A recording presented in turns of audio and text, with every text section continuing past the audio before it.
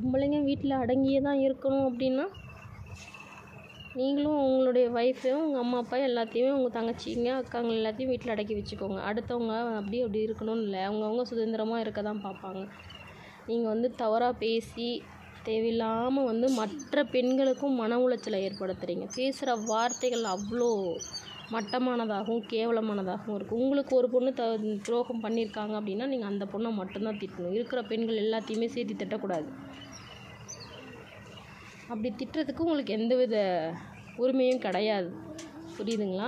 இப்போ நாங்கள்லாம் இப்போ பெண்கள்லாம் எந்த ஒரு ஆணுமே ஆண் வர்க்கமே அப்படி தான் சொல்லி யாருமே திட்ட கிடையாது. நிறைய ஆண்கள் பெண்களை ஏமாற்றிட்டு போயிருக்காங்க. இது இத்தனை ஆண்கள் ரேப் பண்ணிட்டு கொலை பண்ணுறாங்கன்னு சொல்லி இப்போ இத்தனை பெண்கள் இத்தனை ஆண்களை ரேப் பண்ணிட்டாங்கன்னு இதெல்லாம் வருதுங்களா?